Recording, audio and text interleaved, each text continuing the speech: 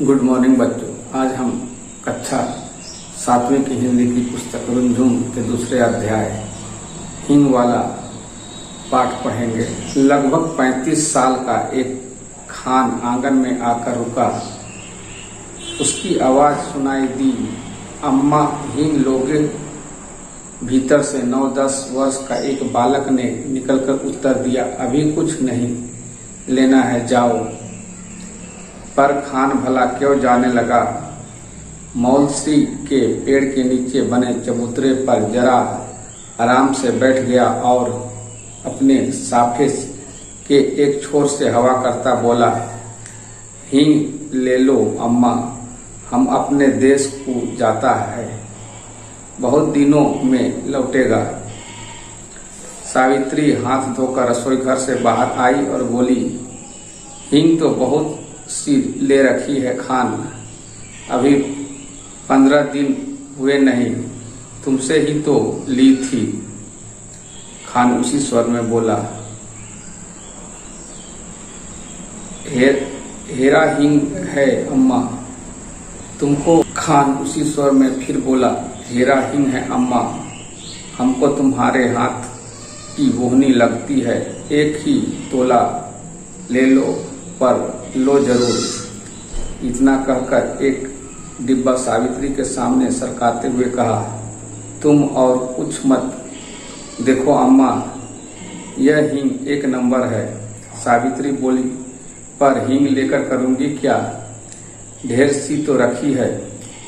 खान ने कहा, ले लो अम्मा, घर में पड़ी रहेगी, हम अपने देश को जाता है, खुदा जाने कब लौटेगा।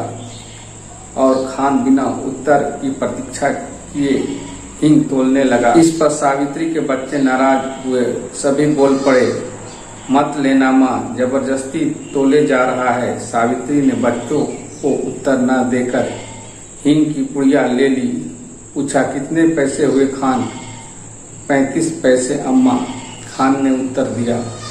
सावित्री ने 7 पैसे तोले के भाव से 5 तोले का दाम 35 पैसे लाकर खान को दे दिए। खान सलाम करके चला गया, पर बच्चों को माँ की यह बात अच्छी न लगी। बड़े लड़के ने कहा, माँ तुमने खान को वैसे ही 35 पैसे दे दिए, हिंग की जरूरत नहीं थी। माँ से चिढ़कर बोला, दो माँ, 35 पैसे हमको भी दो, हम बिना लिए ना रहेंगे। मुन्नी जिसकी उम्र 8 साल की थी, बड़े गंभीर स्वर में बोली, तुम माँ से पैसा ना मांगो, वह तुम्हें ना देगी, उसका बेटा तो वही खान है। सावित्री को बच्चों की बात पर हंसी आ रही थी। उसने हंसी दबाकर बनावटी क्रोध से कहा, चलो चलो, बड़ी बातें बनाने लग गए हो, खाना तैयार है। छोटा बोला, पहले पैसा दो, तुमने खान को दिए हैं। सावित्री हंस पड़ी, अच्छा चलो पहले खाना खा लो, फिर मैं रुपये तुड़वाकर तीनों को पैसे दूंगी। तीनों ने खाना खाते खाते हिसाब लगाया कि पैसे बराबर कैसे बांटेंगे। छोटा कुछ पैसे कम लेने की बात पर बिगड़ पड़ा, मैं कम पैसे नहीं लूंगा। मुन्नी ने हारकर थोड़े कम पैसे लेना स्वीकार कर ली। कई महीने बीत गए, सावित्री की सब हिंग खत्म हो गई। इस बीच होली आई। होली के अवसर पर शहर में खासी मारपीट हो गई थी। सावित्री कभी कभी सोचती, हिंग वाला तो नहीं मार डाला गया, ना जाने क्यों खान की याद उसे प्रायः आ जाया करती थी। एक दिन सवेरे सवेरे सावित्री उसी मौलश्री पेड़ के नीचे चबूतरे पर बैठी कुछ बुन रही थी। उसने सुना उसके पति किसी से कड़े स्वर में कह रहे हैं, क्या काम है, भीतर मत जाओ, यहाँ आओ। उत्तर मिला, हिंग है, हेरा हिंग। और खान तब तक आंगन में सावित्री के सामने पहुंच चुका था। खान को देखते ही सावित्री ने कहा, बहुत दिनों से आए खान, हिंग तो कब की खत्म हो गई। खान बोला, अपने देश को गया था अम्मा, परसों ही लौटा हूँ। सावित्री ने कहा, यहाँ तो बहुत जोरों का दंगा हो गया है।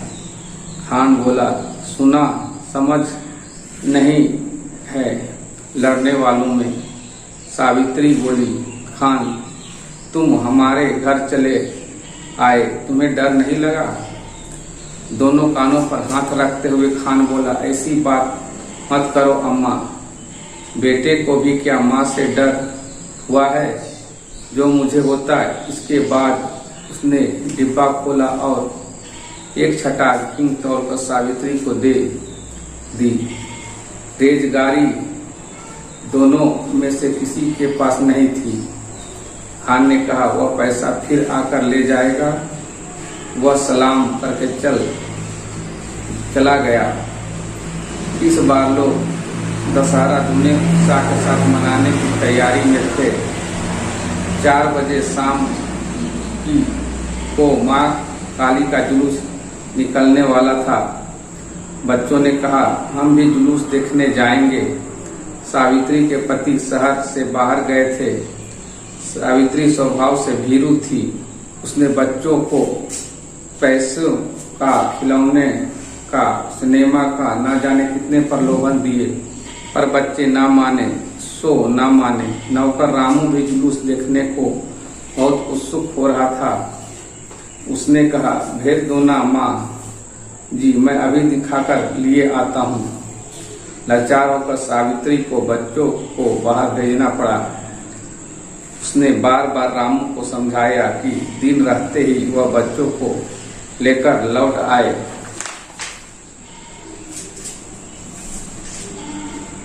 देखते ही देखते दिन ढल चला, अंधेरा भी बढ़ने लगा, पर बच्चे ना लौटे। अब सावित्री को ना भीतर चैन था ना बाहर। इतने में उसे कुछ आदमी सड़क पर भागते हुए जान पड़े। वह दौड़कर बाहर आई और पूछा, ऐसे भागे क्यों जा रहे हो? जुलूस तो निकल गया ना? एक आदमी बोला, दंगा हो गया जी, बड़ा भारी दंगा। सावित्री के हाथ पैर ठंडे पड़ गए। अब सावित्री क्या करे? उसे रह रहकर अपने आप पर क्रोध आ रहा था। आखिर उसने बच्चों को भेजा ही क्यों? सावित्री पागल सी हो गई। बच्चों को मंगल कामना के लिए उसने सभी देवी देवता मना डाले। शोरगुल शांत हो गया।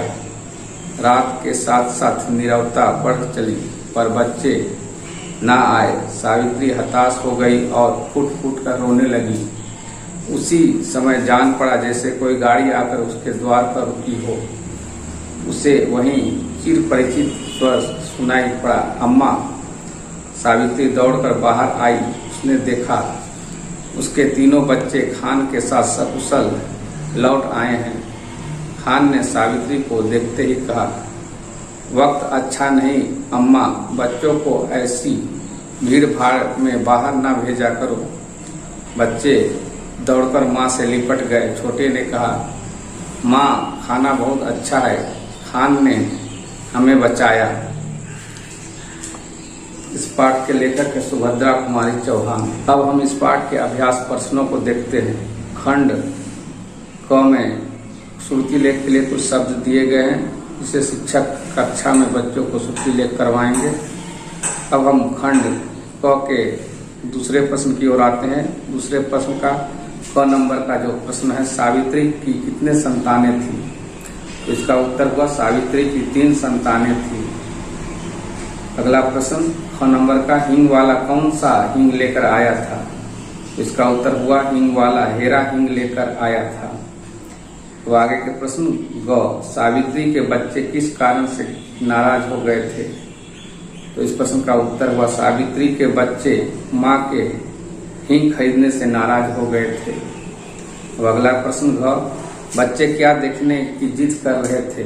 तो इसका उत्तर हुआ बच्चे काली का जुलूस देखने की जिद कर रहे थे। अब अंगा नंबर के प्रश्न को देखते हैं। बच्चों को सावित्री ने किसके साथ भेजा था? इसका उत्तर हुआ बच्चों को सावित्री ने अपने नौकर रामू के साथ भेजा था। अब आते हैं अभ्यास खंड के पहले प्रश्न, जिसमें कुछ घटनाओं का जिक्र किया गया है, उसे क्रमबद्ध रूप में लिखना है। तो यहाँ पहला घटना हुआ, बच्चे सावित्री से पैसे मांग रहे थे। इसके बाद जो दूसरा घटना हुआ, सावित्री ने खान को पैसे लाकर दिए। तीसरा वाक्य आएगा, हिंग वाला अपने शहर से लौटा था। चौथा आएगा इसके बाद का वाक्य, बच्चे जुलूस नौकर के साथ देखने गए थे। इसके बाद का पांचवा वाक्य होगा, कुछ आदमी सड़क पर भाग रहे थे। इसके बाद का छठा वाक्य हुआ, एक गाड़ी दरवाजे पर आकर रुकी। अब अभ्यास खंड के दूसरे प्रश्न का क नंबर का प्रश्न हम देखते हैं। सावित्री ने हिंग वाले से कितने दिन पहले हिंग खरीदा था? तो इस प्रश्न का उत्तर हुआ, सावित्री ने हिंग वाले से 15 दिन पहले हिंग खरीदा था। अब ख नंबर का प्रश्न देखते हैं। सावित्री ने बच्चों की नाराजगी दूर करने के लिए उससे क्या कहा? सावित्री ने बच्चों की नाराजगी दूर करने के लिए उससे कहा, खाना खा ले तब उन्हें पैसे देगी। बागे प्रश्न ग, होली में दंगा हो जाने के बाद सावित्री हिंग वाले के बारे में क्या सोचने लगी? तो इस प्रश्न का उत्तर हुआ, होली में दंगा हो जाने के बाद सावित्री हिंग वाले के बारे में सोचने लगी, कहीं खान तो मारा नहीं गया। अब अगला नंबर का प्रश्न, बच्चे काली का जुलूस देखने ना जाए, इसके लिए सावित्री ने क्या क्या प्रलोभन दिए? तो इस प्रश्न का उत्तर हुआ, बच्चे काली का जुलूस देखने ना जाए, इसके लिए सावित्री ने बच्चों को पैसा, खिलौना और सिनेमा दिखाने का प्रलोभन दिया। अब अभ्यास खंड ग के प्रश्न की ओर आते हैं, जहाँ पठांस पढ़कर उसके उत्तर देने हैं। लाचार होकर सावित्री को बच्चों को बाहर भेजना पड़ा। उसने बार बार रामू को समझाया कि दिन रहते ही वह बच्चों को लेकर लौट आए। देखते ही देखते दिन ढल चला, अंधेरा भी बढ़ने लगा, पर बच्चे ना लौटे। अब सावित्री को ना भीतर चैन था ना बाहर। इतने में उसे कुछ आदमी सड़क पर भागते हुए जान पड़े। वह दौड़कर बाहर आई, पूछा, ऐसे क्यों भाग जा रहे हो? जुलूस तो निकल गया ना? एक आदमी बोला, दंगा हो गया जी, बड़ा भारी दंगा। सावित्री के हाथ पैर ठंडे पड़ गए। इस पठांस के आधार पर कुछ प्रश्न दिए गए हैं। पहला प्रश्न हम देखते हैं, सावित्री ने रामू को क्या समझाया? तो इसका उत्तर हुआ, सावित्री ने रामू को दिन रहते वह बच्चों को लेकर घर लौट आए, यह बोलकर समझाया। अब आगे दूसरा प्रश्न, सावित्री के हाथ पैर ठंडे कब पड़ गए? इसका उत्तर हुआ, सावित्री के हाथ पैर दंगा हो जाने की बात सुनकर ठंडे हो गए। अब आते हैं अभ्यास खंड अंग के पहले प्रश्न की ओर। इन वाक्यों में रंगीन शब्दों को पहचान रूढ़, यौगिक और या युग रूढ़ के रूप में कीजिए। तो पहला जो वाक्य है, मुन्नी ने थोड़े कम पैसे लिए। इसमें कम रंगीन शब्द है, तो ये हुआ रूढ़ शब्द। और ख नंबर का वाक्य है, सावित्री रसोई घर से बाहर आई। यहाँ रसोई घर को रंगीन किया गया है, ये हुआ यौगिक शब्द। और अगला का वाक्य है ग नंबर का, शहर में मारपीट हो गई थी। तो यहाँ मारपीट को रंगीन किया गया है, तो ये हुआ यौगिक शब्द। अब घ नंबर का वाक्य देखते, रात होते ही सन्नाटा छा गया। यहाँ रात को रंगीन किया गया है, यहाँ यह रूढ़ शब्द हुआ। अगला जो प्रश्न है, बच्चों को भीड़ भाड़ में मत भेजा करो। यहाँ भीड़ भाड़ को रंगीन किया गया है, तो यह यौगिक शब्द हुआ। दशहरे के अवसर पर दशानंद के पुतला जलाया गया। यहाँ दशानंद को रंगीन किया गया है, तो ये हुआ योग रूढ़। देखते ही देखते शोरगुल शांत हो गया। यहाँ शोरगुल को रंगीन किया गया है, तो ये है यौगिक शब्द। अब दूसरे नंबर का प्रश्न हम देखते हैं, इन वाक्यों में रंगीन शब्दों का सर्वनाम भेद लिखिए। तो पहला वाक्य दिया है, उसने कहा भेज दो ना माँ जी। इसमें उसने को कलर किया गया है, तो यहाँ यह पुरुषवाचक सर्वनाम हुआ। ख नंबर का वाक्य देखते हैं, सावित्री को लगा कि दरवाजे पर कोई आया है। यहाँ कोई को कलर किया गया है, तो यह अनिश्चित वाचक सर्वनाम हुआ। अब आगे ग नंबर का वाक्य देखते हैं, काली का जुलूस देखने कौन जाएगा। तो इसमें कौन को रंगीन किया गया है, तो यह प्रश्नवाचक सर्वनाम हुआ। घ नंबर का वाक्य देखते हैं, सावित्री ने स्वयं अंदर से पैसे ला कर दिए। यहाँ स्वयं को रंगीन किया गया है, तो ये निजवाचक सर्वनाम हुआ। अब आगे का वाक्य हम देखते हैं अंग नंबर का, देख लो अम्मा यह असली हींग है। यहाँ यह को रंगीन किया गया है, तो यह निश्चयवाचक सर्वनाम है। अब 4 नंबर का वाक्य हम देखते हैं, जिससे पूछो वही रुकने का नाम न लेता। उसमें जिससे को रंगीन किया गया है, तो यह संबंधवाचक है। अब आगे हम तीसरे नंबर के प्रश्न को देखते हैं, इन शब्दों के वचन बदल कर लिखिए। तो क नंबर का जो शब्द है पैसा, इसका वचन बहुवचन होगा पैसे। ख दंगा, तो इसका बहुवचन हुआ दंगे। घ नंबर का शब्द है डिब्बा, तो इसका बहुवचन हुआ डिब्बे। घ नंबर का शब्द है पुड़िया, तो इसका बहुवचन हुआ पुड़िया। चौथा नंबर में लिंग बदल कर लिखिए। यहाँ क नंबर का शब्द है बेटा, उसका स्त्रीलिंग हुआ बेटी। ख बच्चा, इसका स्त्रीलिंग हुआ बच्ची। ग लड़की, इसका पुल्लिंग हुआ लड़का। अगला जो घ नंबर का शब्द है पति, इसका स्त्रीलिंग हुआ पत्नी। तो बच्चों, इस पाठ के अभ्यास प्रश्न समाप्त हो गए। आप पाठ को स्वयं शुद्ध पढ़ने की प्रैक्टिस कीजिए। साथ ही इस पाठ में बताए गए सभी अभ्यास प्रश्नों को अपने कॉपी में नोट्स बनाएं और उनको याद कर परीक्षा में सही उत्तर दें। आज के लिए इतना ही। धन्यवाद।